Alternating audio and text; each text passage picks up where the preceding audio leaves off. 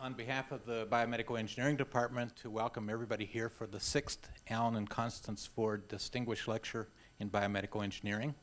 The Fords endowed this lectureship about 4 years ago in effort to provide a mechanism to bring to campus leaders in biomedicine and engineering to meet with students and to talk with faculty and to really give a public lecture on the impact of science and engineering on healthcare.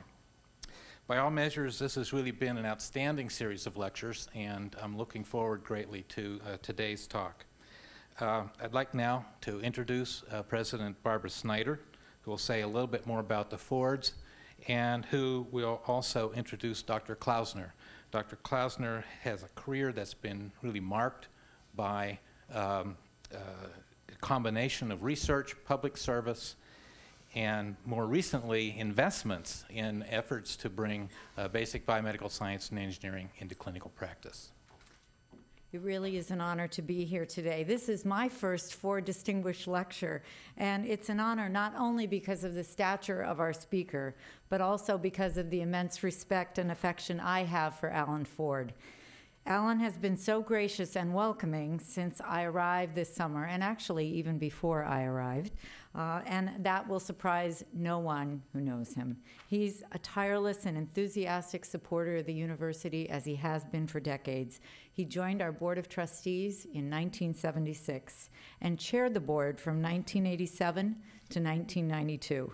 He received the University Medal, Case Western Reserve's highest honor, in 1994. More recently, Alan and his late wife, Connie, launched the Ford Visiting Professor Series, of which today's lecture is a part.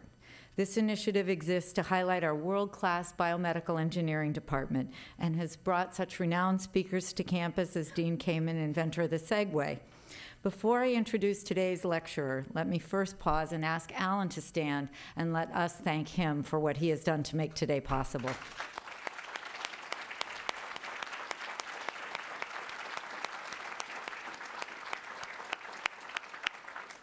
Since I came to Case Western Reserve University on July 1st, I have spoken often about how the strength of any great university rests in its faculty.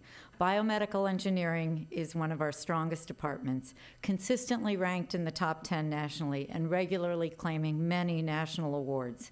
Just recently, 2 of our researchers attained top 10 status for research presented at a national meeting for molecular imaging.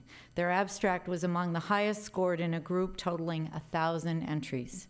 The Cleveland Functional Electrical Stimulation Center, led by Department Chair Hunter Peckham, is internationally renowned for its groundbreaking work in restoring function to paralyzed individuals through the use of electrical stimulation. Several other centers, including the Center for Modeling Integrated Metabolic Systems and the Experimental and Computational Mechanico-Biology laboratories, are enhancing our understanding of osteoporosis and the physiological changes that take place at the cell level. The department's work is simply inspiring, and all of Northeast Ohio is fortunate to have such brilliant, talented individuals here on our faculty. We are doubly fortunate to have on our campus today Dr. Richard Klausner. The posters advertising this event around campus have detailed his many achievements. He is the former executive director for the Bill and Melinda Gates Foundation for Global Health, and I learned from speaking with him that he actually designed the strategy that they are implementing today. He is the former director of the National Cancer Institute. He is the former chief of the Cell Biology and Metabolism branch of the National Institute of Child Health and Human Development. He is was an advisor to the White House on counterterrorism. And of course, he's a member of the National Academy of Sciences, the Institute of Medicine, and the American Academy of Arts and Sciences. He is also, as I learned today, an advisor to the Indian government on its global health issues. But I want to tell you a little something about where his interest in science first began. He started as a young boy of 5 or 6 when his father, a chemist, took him to work at the water treatment plant on Saturdays. Yes, that's a true story. He told a New York Times interview several years ago, we would do analyses together. I love those Saturday mornings when we would run reactions together and talk.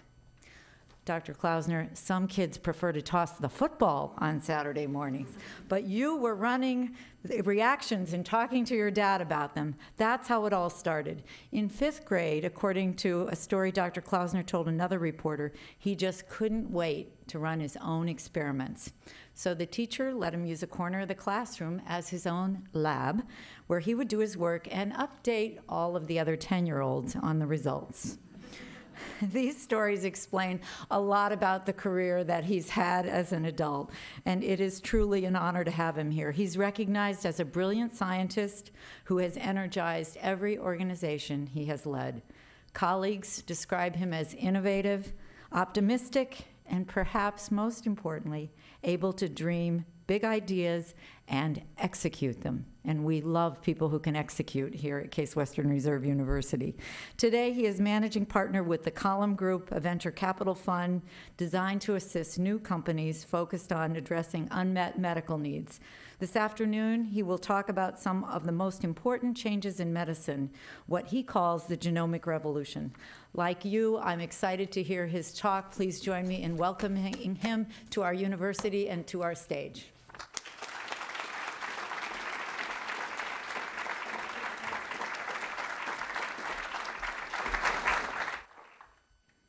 Of course, the real reason I liked going to the lab with my father on Saturdays is I was paid with a kosher hot dog and a cream soda, which I otherwise wouldn't have gotten. And Jim Basilian promises me the same this evening, and I'm looking forward to it. Well, thank you very much for that kind introduction, and I've had a really marvelous time here, hearing terrific science and seeing actually what I'll talk about today as an essential part of any manifestation of what many people refer to as the genomic revolution. Now, the reason I titled my talk, Whatever, and the Future of Medicine and Health, is that it's a way to basically say that I don't have to actually be held responsible for the predictions that I'll be making, since they're all about the future of medicine and health. And as a person who used to have a lab but doesn't generate any new data anymore, it's still a scary thing to give a talk without data. So I ask for your indulgence. So what is this genomic revolution? It's a phrase that's been batted around, and one can always ask when one uses a term revolution, whether it's real, whether it's hype. Those of us in science generally tend to think that revolutions are a large fraction hype. And there certainly has been a lot of hype about the Genome Project and genomics, et cetera. However, whatever it's worth, I will tell you, as a person who's been very skeptical of hype, I think, first of all, that most scientific revolutions play out over decades. And I think it is going to be hard to imagine the biologic basis of medicine and public health that we look forward to in the future without looking back and seeing that indeed genomics, that is, the processes that began over 100 years ago of moving our view of biology from one that was primarily about how we handle energy to one that is primarily a question of understanding how information is encoded and decoded, will be a true and meaningful and probably sustainable revolution. So what I want to explore is some of the implications of what this revolution may look like. And I've chosen a set of examples, and I don't want to insult anyone here, but I actually chose them, not for this audience per se, but largely for a meeting I was asked to go to in Switzerland of executives of global reinsurance companies, And despite my now being in the private sector, I actually had no idea what a insurance company was, but they have a lot of money.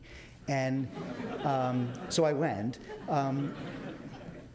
And I was really struck by their interest in long-term trends, because that's really what they are about, as opposed to individual risk. And so it did, in fact, get me thinking about some particular examples of the types of long-term trends that are going to both potentially benefit individuals and populations, but I also suspect that will stress us in all sorts of ways.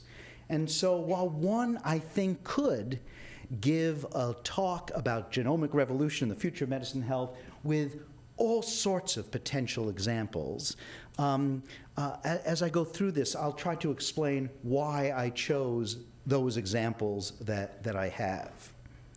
Well, perhaps the most common way to think about the reduction to practice of the genomic revolution is in this idea of personalized medicine. I don't think personalized medicine has any precise definition. I think that's great. Anything in science that's useful has vague definitions, like molecular biology. The great thing was never precisely defined, so all sorts of people started working on it. Global health, an area I've worked on a lot, and I'll comment on the implications of all this for global health, has no good definition, and I think that's wonderful. Personalized medicine. I'm not going to try to define it, but just talk about some of the things that we can expect from this idea of personalized medicine, about thinking about precisely what state the individual is in. Of course, that's already an overstatement, whether we can define precisely the state of an individual, and I apologize to Heisenberg or something. But individual risk profiling for projecting the risk based upon genetic variation. I'll talk about that in a minute. I think an aspect of personalized medicine that is likely to have really profound impact is on the early detection of disease and intervention in disease and disease processes that move from late treatment to early treatment to prevention, and to think about that as a continuum. I'll just give you, I'll do a lot of parenthetical commenting, but the distinction that pervades research, how we fund research, how we divide medical education, that we've divided public health from medicine about 100 years ago, thanks to Hopkins. I don't know if that was a good idea or not, but I suspect there was some unintended consequence of that separation, includes this dichotomy of thinking about treatment versus prevention. One time when I was a director of NCI, I was in Boston. I had to take the first shuttle down to Washington, and everyone on the shuttle seemed to be simultaneously reading what had been given out for free, which was USA Today. And I was late, so I ended up in the back row, or close to the back row. I say this because the headlines of this USA Today, which everyone seemed to be holding up for me, was 30-year war on cancer, or 25-year war, I can't remember what it was, a failure. You know, and I was director of the NCI at the time, and I felt like I was going through this gauntlet. But what this was about, this was John Baylor, who basically wrote this article saying that it was a failure because all the money goes for treatment, when the only thing we can really, the way we're going to affect cancer is by prevention, as if we had to make an either-or. Typical of being in that position, and I knew it, by the time we reached Washington, a Senate hearing had been called for me to defend why we had wasted $25 billion. I just had to get that off my chest. It had nothing to do with this. It's going to affect personalized medicine based upon these first two bullets, the way drugs are developed, marketed, and used, I hope. I think we're also going to be looking at despite, again, an enormous amount of hype, I think the phenomenon of stem cell biology in its broadest applications and this idea of regenerative medicine, I don't know when it's going to happen, but I think it's going to prove to be extremely profound in the treatment of diseases. I'm going to add a new type of medicine without any judgment, but I'll just call it enhancement medicine. The ability, as we understand the molecular basis of traits, behavior, perhaps longevity, cognitive function, I'm going to show some of that, to potentially be druggable will raise enormous both ethical questions as well as issues of what will drive pharmaceutical development, especially in the rich world where pharmaceutical development takes place, in what I'll just call enhancement medicine. And finally, I do think in terms of looking at the evolution of genomic-based medicine, I think we're going to see, and we are already seeing, an enormous renaissance of vaccinology. And finally, a vaccinology based upon design and not on empiricism. And we see that, it's very interesting, in the fact that 5 years ago, I was giving speeches about the demise of the global vaccine industry. We'd gone from 32 vaccine manufacturers to only 4 major vaccine manufacturers. That trend in 5 years has completely reversed, with the major pharmaceutical companies now saying their major goals are to become the #1 vaccine maker in the world for those that have never made vaccines. And this is really another interesting aspect of the genomic revolution. The fact is, I think the implications of personalized medicine, in order to be executed to change medicine and public health, are going to have to be enabled by a variety of applied technologies. They will include the shifting more and more of many aspects of medicine to the hands of, I hate this word, but I'll call it the consumer. Home and self-diagnosis has already gone up. I mean, it's really dramatic how enormous that is. And a lot of us don't think about it that much, of the things that you used to go to a doctor for that you diagnose at home. And of course, the technology that allows monitoring and potentially monitoring of things in real time, and then it's a fairly easy, at least conceptual step, to think about how already that, like with insulin, will be connected to feedback and servo devices for both detection and intervention, all of which become doctor independent.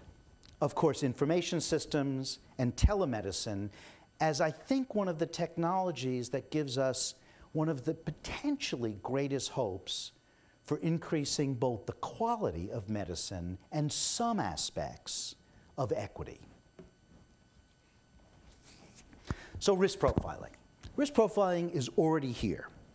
And in fact, it is sort of interesting, I mean, how much time, this when I was at the NCI, and Sandy, how many meetings we were at talking about testing, not testing for genetic diseases. And while we were having all these discussions, and continue to have all these discussions, is it safe, is it not safe, how will people use it? The actual utilization of genetic profiling goes on. And I'll show you a graph, I think next, about how much that is going on, while in fact a lot of discussions in terms of public policy about genetic testing remain unresolved. Now, why I think they will grow so rapidly in a very justifiable way are based upon two technical advances. One is the high-density map of the human genome for variation, which we now have.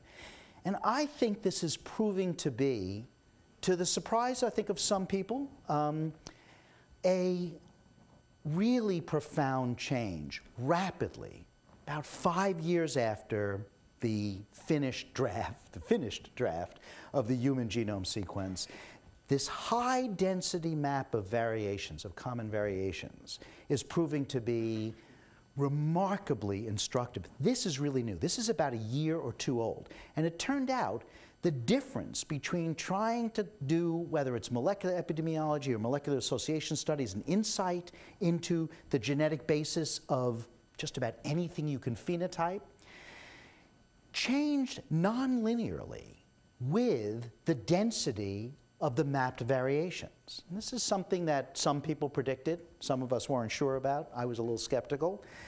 But as we got above about 500,000 to 800,000 single nucleotide polymorphisms spread through the genome, there has been a really powerful nonlinear change in the ability to see meaningful variations that underlie human phenotypes. So that's one thing. And the second thing, of course, is this idea of cheap and rapid genomic sequencing. And this is an area where actually biology completely passes IT and Moore's law about the speed with which we've doubled the amount of sequence information we can get per dollar spent. Not quite the same as Moore's law. Of course, the value of risk profiling remains based upon two things. What certainty of risk any variation provides, so-called penetrance, but it's not just what's the probability that you're going to get breast cancer if you've inherited this variation, but what's the time-dependent variation? What is the probability that you're going to get something at 5 years old, at 10 years old, or at 90 years old? And of course, you know, I'm sure you've all heard this before, we'll just say, the issue of saddling ourselves or our children with 12% risk of this and 15% risk of that and 23% risk of that, what does that mean? Is that good? Is that a good burden? I think we don't know that yet, but certainly one aspect of the nature of the burden of this knowledge relates to the second critical aspect of the value of risk profiling is, what can you do about it? And again, but the data looks like more and more people, given access to, quote, risk profiling, are accessing it regardless of whether we know whether you can meaningfully intervene. So let's talk about genetic variation. Humans, as a population, come from a very small number of people, not that long ago. The estimate is about 3,000 generations ago. The human population from which we descend, not necessarily the total human population, about 10,000 people in Africa. Now there's about 6 billion. Most genetic variation is common because of that. And it's because of it's just illustrated here by the steepness of how quickly we spread from 10,000 to 6 billion. Not a lot of time for new genetic variation, although it is fascinating that we have been able to see relatively recent selection, particularly related to dietary stresses, which is really quite interesting. Of course, genetic variations can cause disease, and common variations contribute to common diseases. And this list will just keep growing and growing and growing. Here's our version of Moore's law for genomics. In 1999, people with a single standard assay could probably get one single nucleotide polymorphism measured, and 2006, about 500,000, and now there are chips that can get almost a million. The cost. Now, there's different ways to describe this, but the first draft of the human genome sequence cost about $300 million. 2000, the expectation is that within the next year or so, you can get a full genome sequence for under $10,000, for about $100,000. And there is now an X Prize that's been announced for the $1,000 human genome sequence. And I don't know anyone that doesn't think this is not, achievable. And that is really a remarkable phenomenon.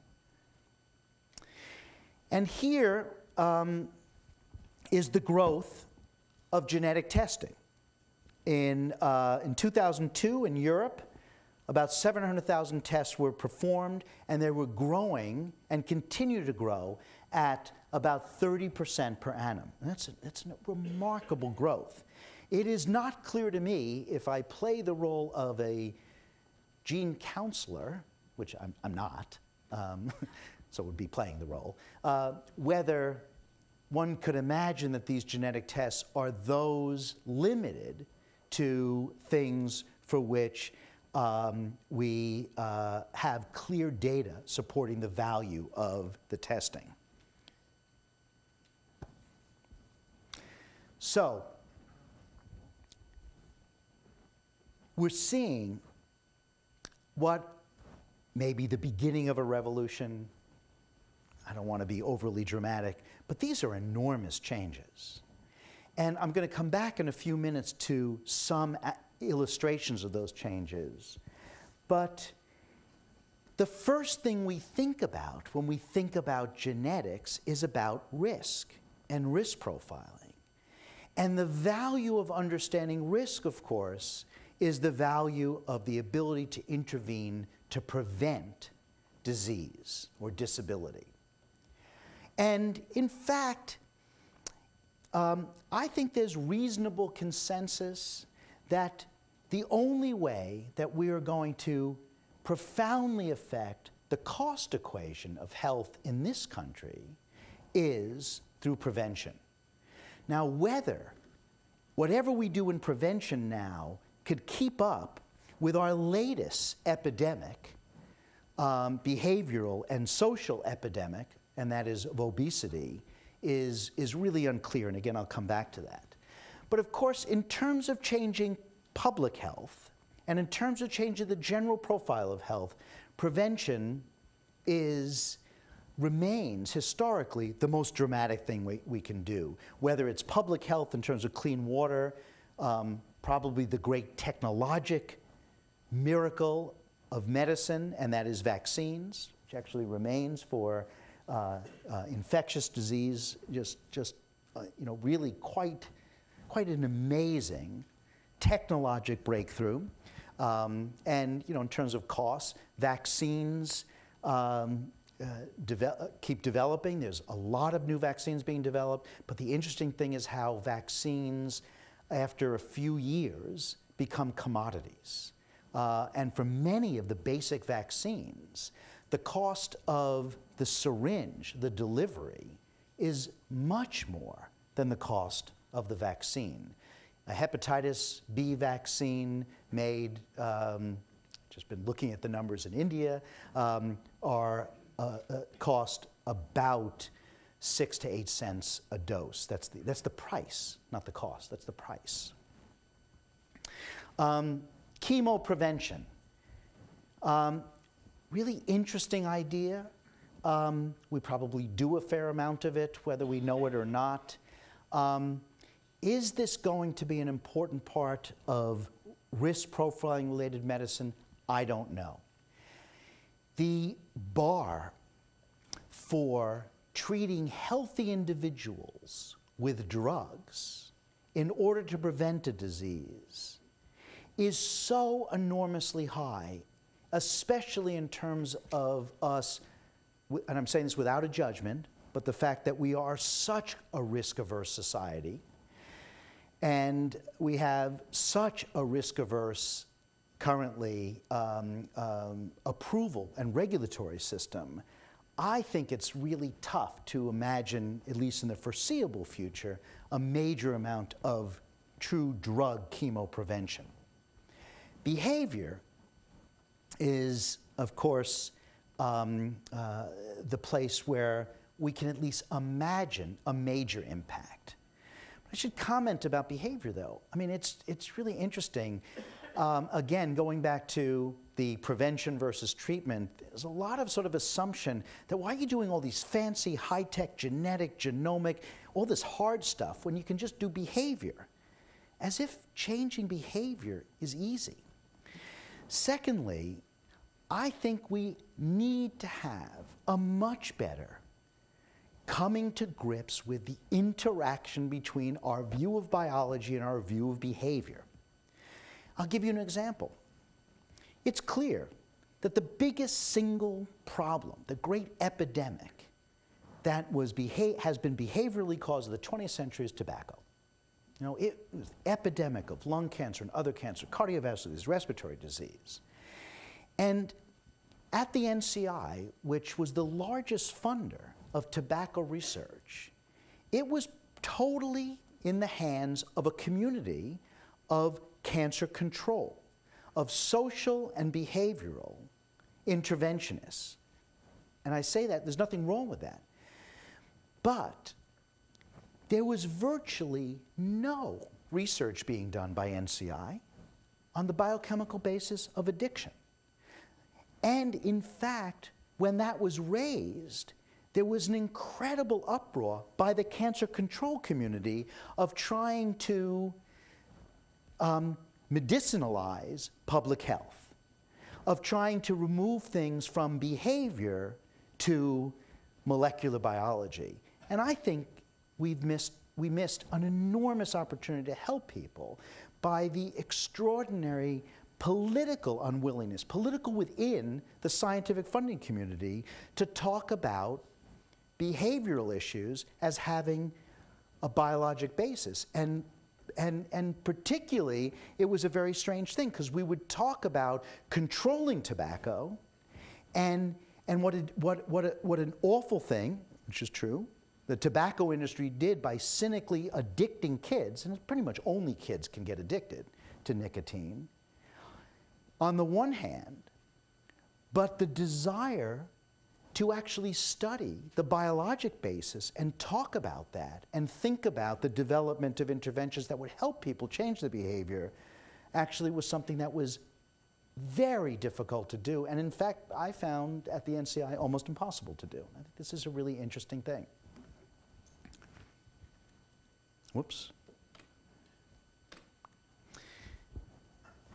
So, as we leave talking about the prediction part of personalized and genomic medicine, I want to put this as a balance, because I think it is a balance. You can ask the question in a stark way, do we want to know whether we're going to get cancer, for example, and this is best described for me in terms of cancer because it fits and I also know more about it, or if we had the ability to know when someone had an early cancer or a precancer, when it was in fact completely curable, without molecular medicine, just with surgery, local treatment. And I don't know if what I just said is exactly true. It's not true for hematologic malignancies, and it may or may not be true for all epithelial malignancies, but at a first approximation, what I just said is probably reasonable. Which would we choose?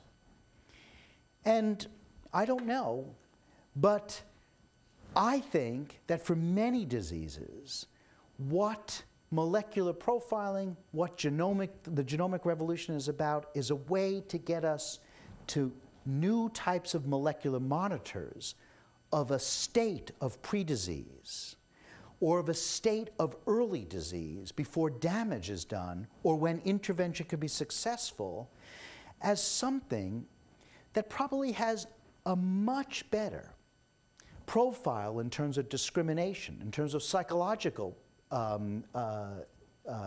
burden, and in terms of value, to think about the fact that what genomics presents us with, I believe, is an opportunity for new approaches to early detection, to the definition of a state that we ought to become more and more sensitive to and specific at detecting, which would then move us away from risk profiling people to connecting the information we get about the state of an individual to an intervention that we can justify.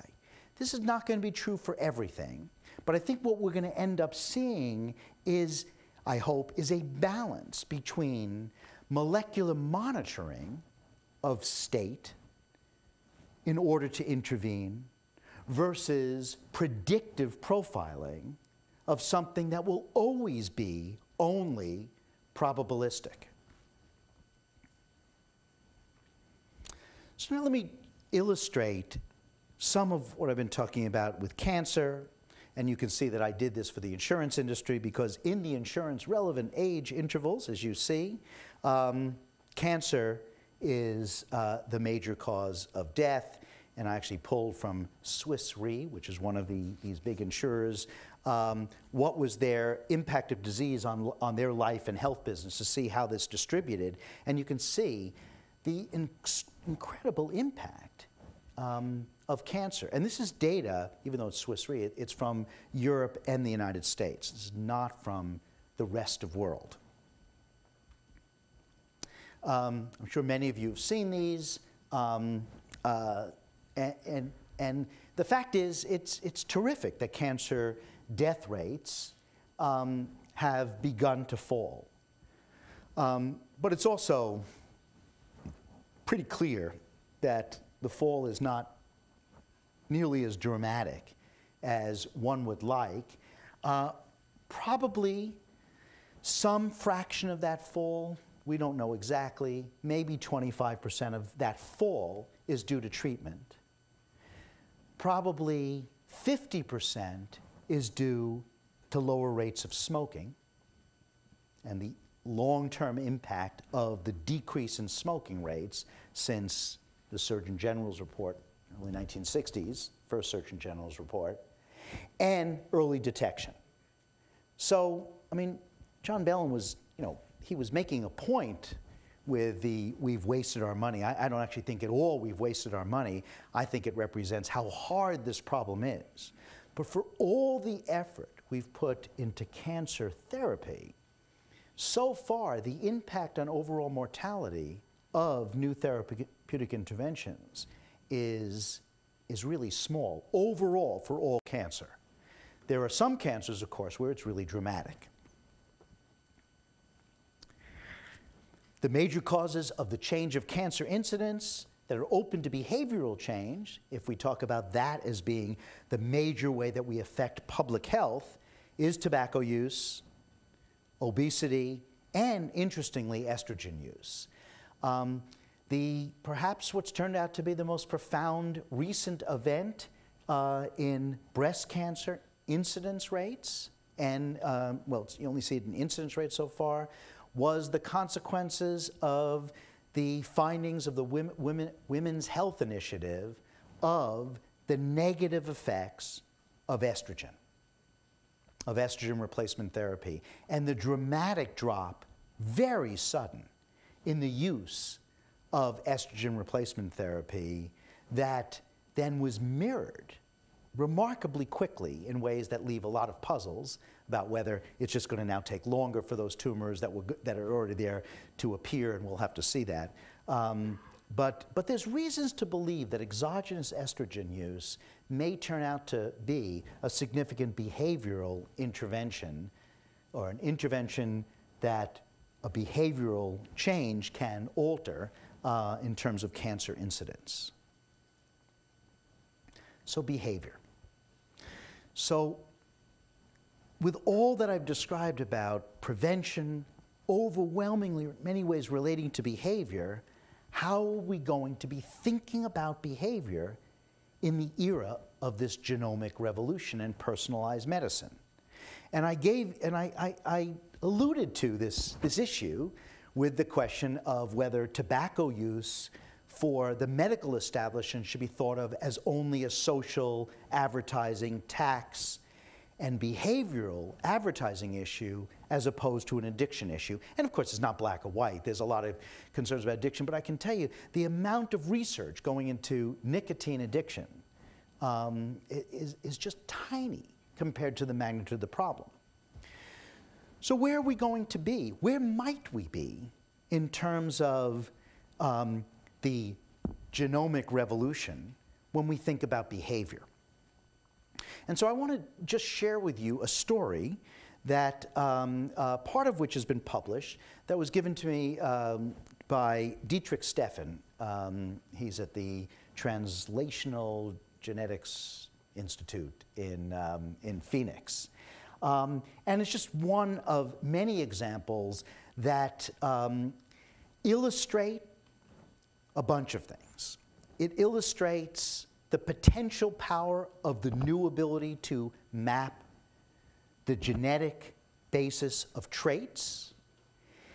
It illustrates ways you might be able to see how this process changes the search for drug targets and drug development.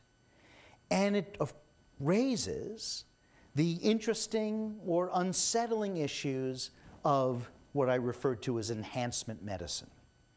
So what a number of groups did is they were looking at, and this is going on for lots of things that you can phenotype. The key to genetics in the next X number of years is not genotyping, it's phenotyping. We're pretty much solving the genotyping thing. Phenotyping, what we should be learning in medical school, and I think in some ways, for all sorts of reasons, we need to relearn and rethink phenotyping, because it's only phenotyping that's going to illuminate what genotyping can tell you.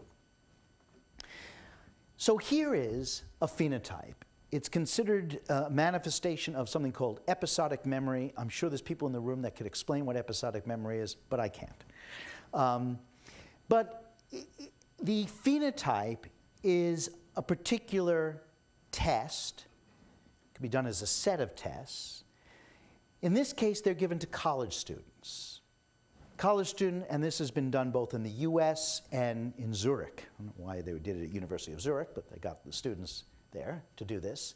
And one of the things you have to know about this test is that they show that the students that take it, the scores are very tight for an individual student taking it multiple times. Now what you do is you take a population of students, and what you're doing is you're asking whether there's a genetic correlation with how you perform on this test. And this test, again, is supposed to correlate with episodic memory. And the way these studies now go is you get the lower tail and the tail on the left and the tail on the right.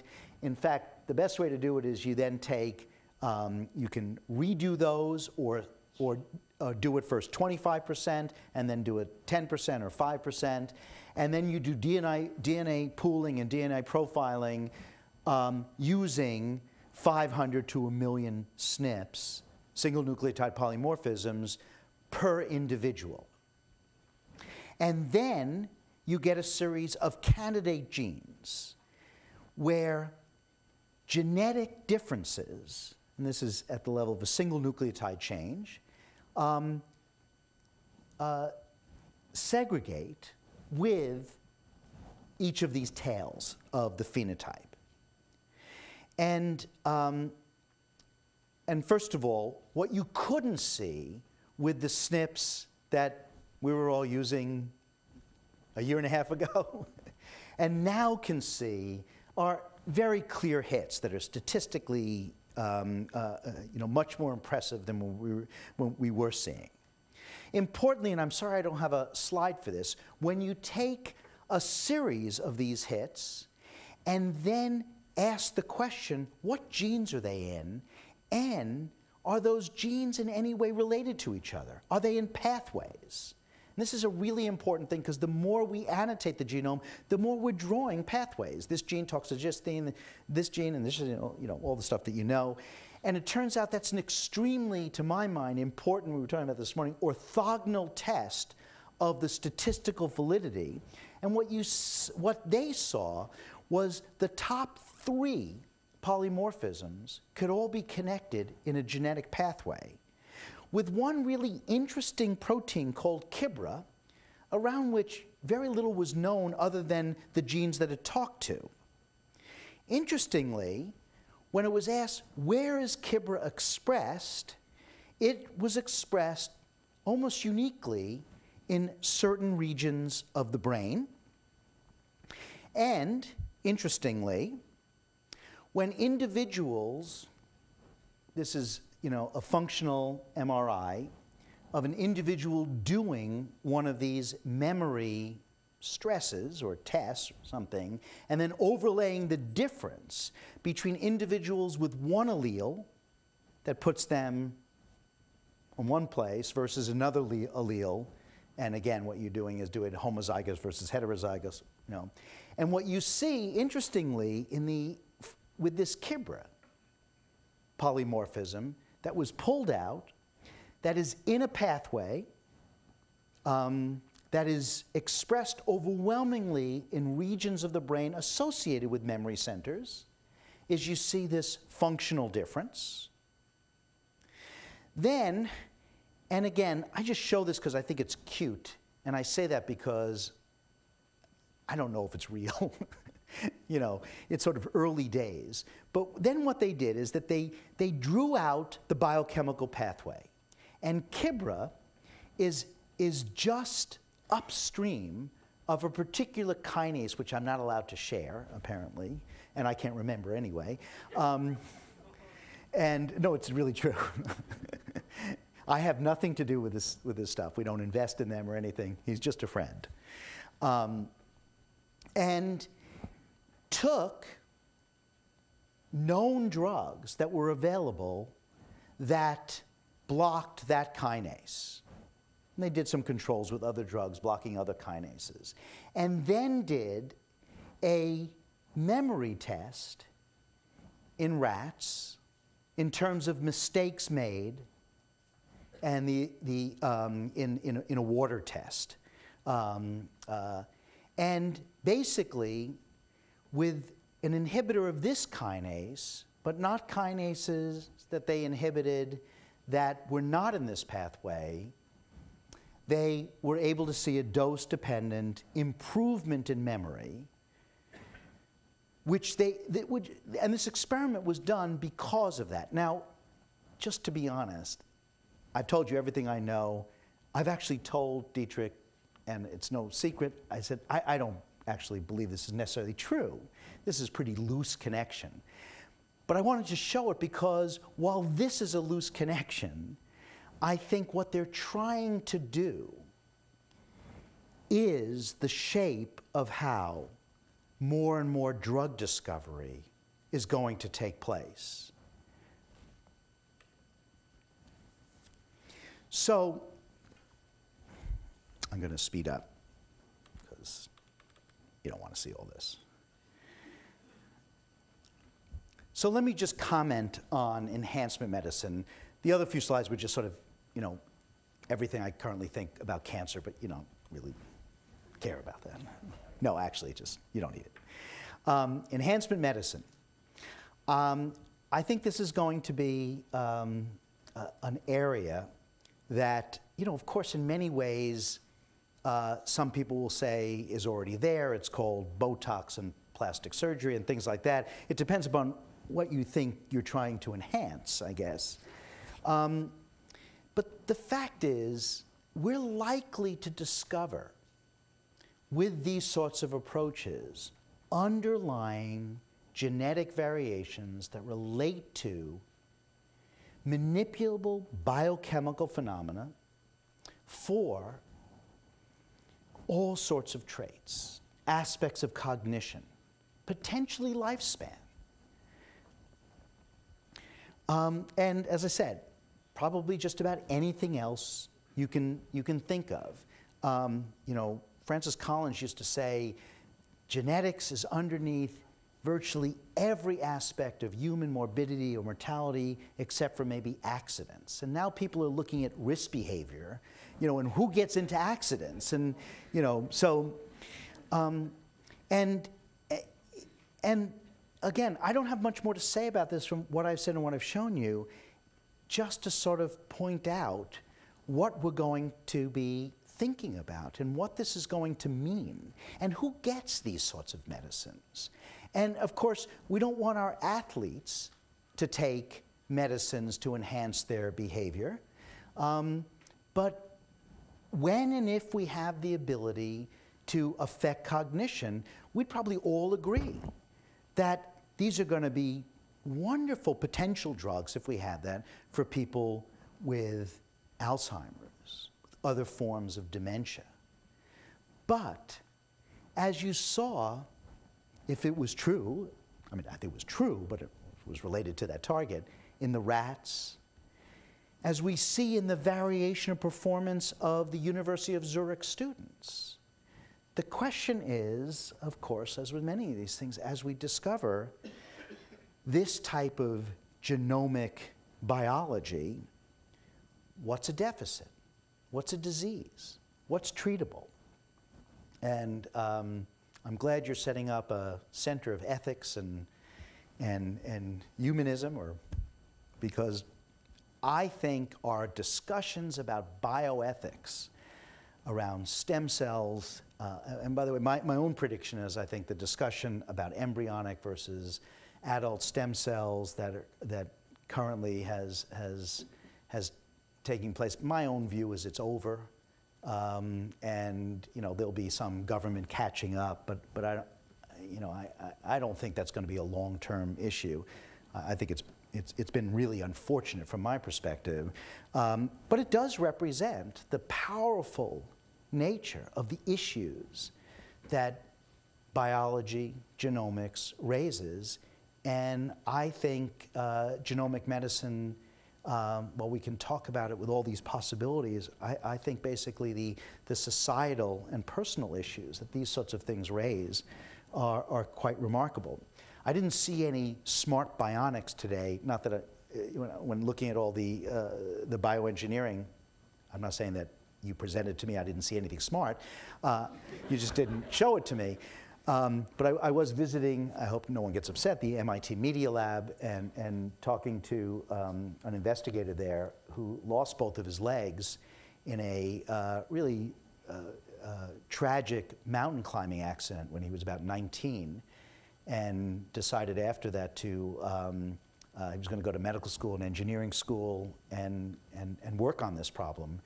I met him, you know, as he walked up the stairs and greeted me and then walked down the stairs quickly to show me his lab. And I thought his gait was a little bit unusual, but just a little bit. And they were, you know, completely robotic legs that he has designed. And it's really remarkable.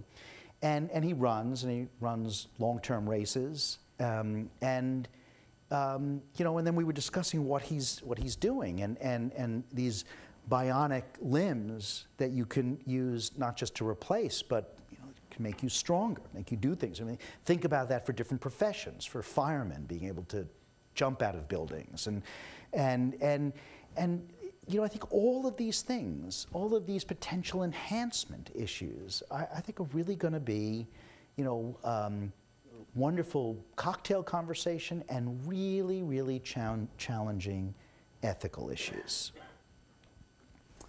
I don't think we really have time to talk about vaccines, but I did say that there was going to need to be, on the other side of all the information and the molecules, whether they're vaccines or biologics or small molecule drugs, is going to be, I think, the delivery part that becomes as personalized and as information-rich and intense as the genomics that gave us the initial information.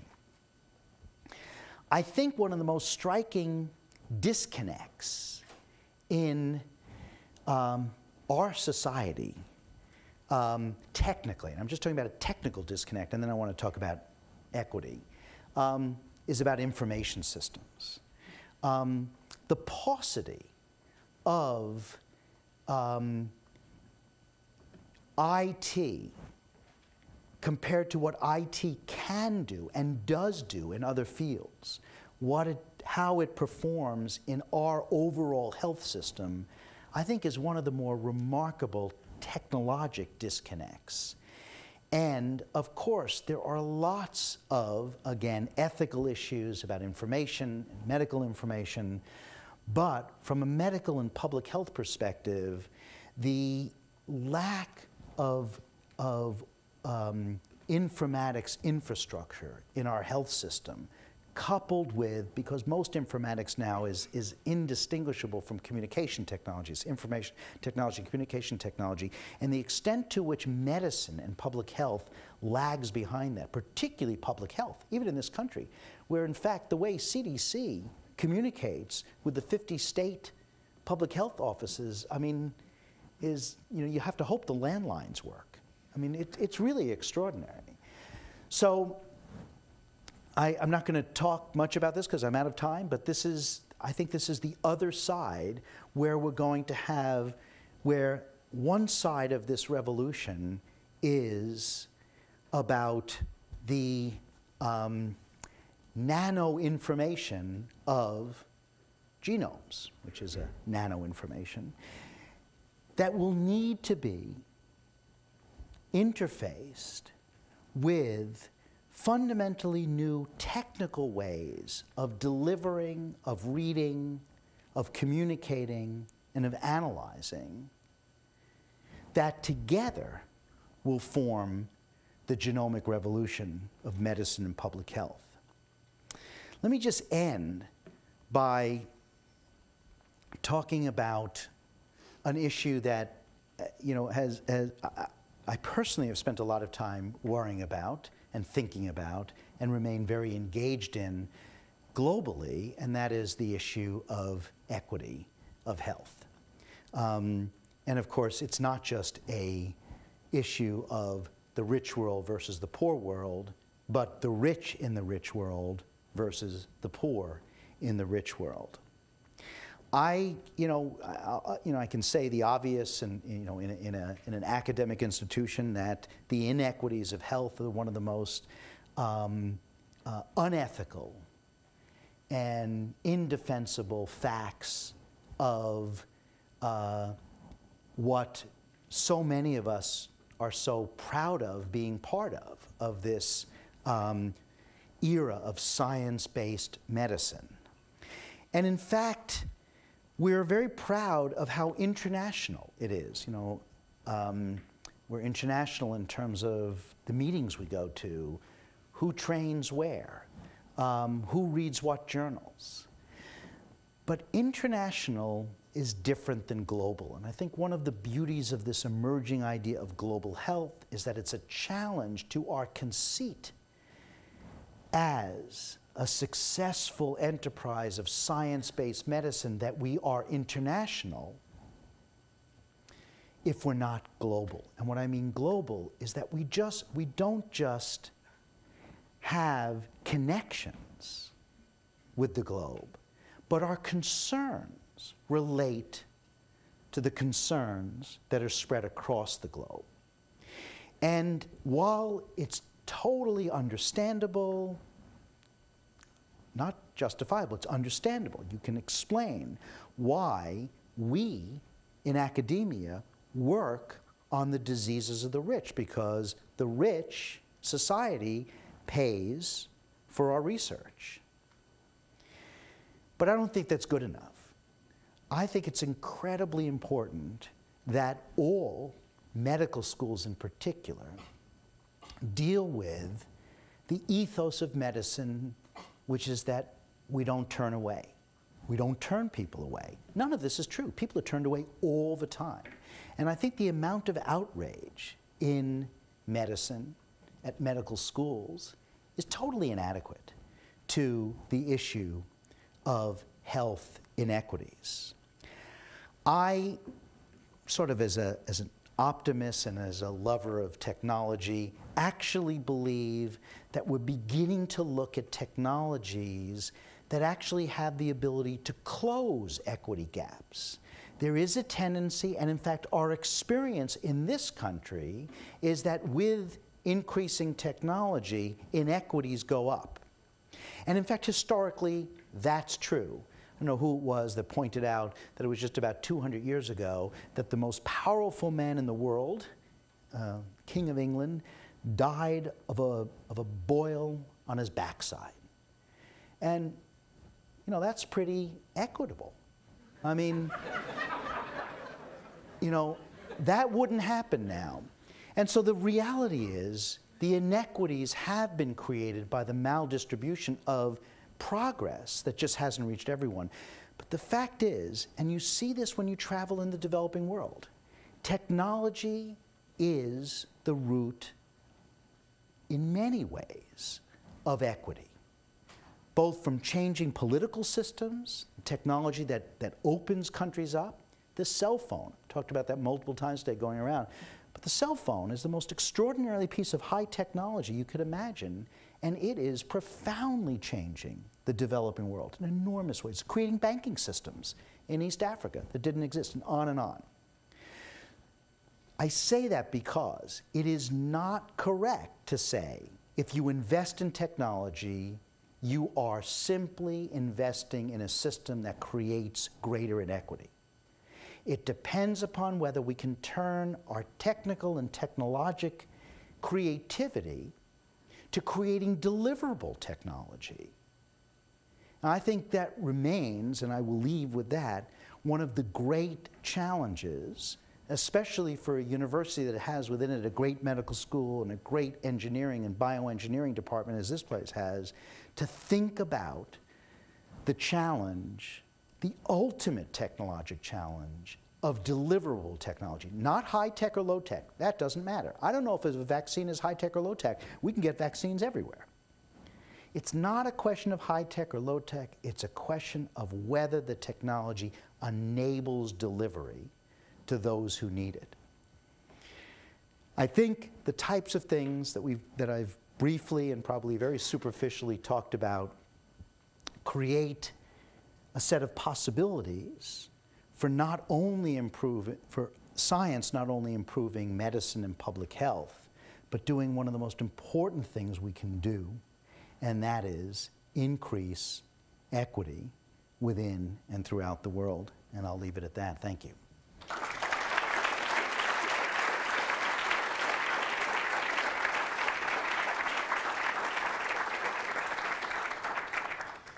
I'm happy to take questions. Could you comment on the impact of technology on health costs in this country? I thought that for a while it was supposed to decrease the cost, but it seems to increase. So the question was a comment on the impact of technology on cost of health. And I think there's several aspects of that. One is what I said about deliverable technology. There are technologies that ought to be able to, by their nature, decrease cost. I actually think one of the most important aspects of relating new technology to whether health costs are driven up or driven down is not the technology per se, but the rules by which the technology is deployed. Whether it's used, whether it's correctly used, whether it's underused, whether it's, and in fact, I was just at a conference where someone asked the same question to someone who's been studying this for the Congressional Budget Office and had all this incredible data about the issue of it's the maluse of technology much more than the unit cost of an MRI or that, that drives the overall health cost up. The second thing is, again, you know, our health system is overwhelmingly about inputs, you know, what we spend and not the outputs. You know, we don't have, and it's really interesting how few measures of the value of what we're paying for connects to are discussions about the economics of health. And in fact, it's a really funny system, and it's a difficult system, because by and large, I'll go back to the consumer, the end user, have very, very few tools by which to measure whether or not what they're buying is helping them. And in fact, there's a tremendous disconnect between the end user and who's purchasing the things. Because, you know, by and large, it's someone else that's ordering things, and the system by which that someone else, if it's the physician, actually has a way to evaluate the extent to which their intervention produce what level of benefit is really quite minimal. There's some good examples, you know, for things you can measure blood pressure, measure cholesterol, measure glucose control, but for lots of things we can't. In CNS drugs, you know, how do we have really good measures of, and I think that's one of the, going back to thinking about a medicine of real deep monitoring of states, if we can get to that, I think that's the way we can create, you know, what any sort of, how you rationalize any products and their cost is their value. And we actually lack a way to ascribe value to the interventions. We have a huge ascribing of value to our desire to be treated, to be taken care of, to be cured. But, you know, for just about all other aspects of our life other than education, we use the value of what you've paid for to then determine what you're going to buy next. And until we can create some way to have a better approach to that, I think it's very difficult to understand the relationship between technology, its use. It's a long-winded answer and more than what you asked, but that's only one more. Very, very provocative talk, and full of hope and excitement, and also maybe some concern when you use the terms enhancement and intervention. Of course, it cuts both ways, and there's one area you did not go to, perhaps you didn't want to go there, and that is, wouldn't it be nice to have the perfect child? Wouldn't it be nice to arrange things so that this person is bright and has all the physical characteristics that Mom and I want? The Inamori Center is going to be sponsoring in about a month a discussion of eugenics 2007 against the backdrop of what another institution in Cleveland is doing now, the Maltz Museum. Their exhibit is about deadly medicine, the Nazi experiments of 60 years ago. Do you have any thoughts about how we might think about this? Because sooner or later, we're going to want to apply this marvelous technology to procreation. Yeah, I did avoid that on purpose. I mean, there's such an array of things that, that to me are quite frightening about what we might do and think. And in fact, enhancement medicine, I try to describe as something that I see coming, but I have I don't know how to think about it. I mean, it's just what you said about, so what does it mean if we can enhance the performance of these students on this test? Do we want students to be taking medicine? And it doesn't have to be just students. I mean, and I don't know how to think about these things, but I think you're exactly right. The difference between enhancement medicine and the preventative aspect of that, eugenics, is I think that connection is, to me, pretty clear as a possibility, as a continuum. The only thing to that I would say is that I do think in the world we're in and the world we're going to be in, we should be very careful of the argument of slippery slopes.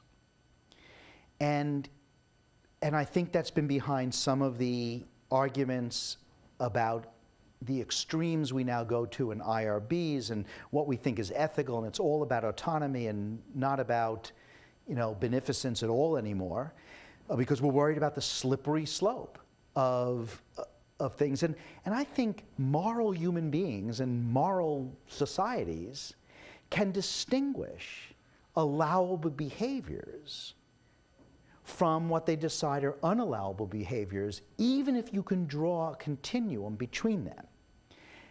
And I think that's, to me, the most important thing. I didn't put up eugenics here because it then becomes almost impossible to talk about this stuff. And I actually think, while for me, the eugenics is a scary proposition, I don't find enhancement medicine nearly as scary, and I wouldn't want to not have the possibility of enhancing things for people that might choose enhancement, or maybe someone decides needs enhancement. Because I'm worried about a slippery slope. And I think that's where, I think so much of the ethical arguments that we're going to be confronting in bioethics are underneath the arguments are going to be slippery slopes. And I really think the slippery slope has really screwed up our thinking about clinical trials and clinical research and informed consent. And it worries me. Now, it doesn't mean you then say, oh, we don't worry about this because of what it might lead to. I think we have to talk about what does a slippery slope mean. So.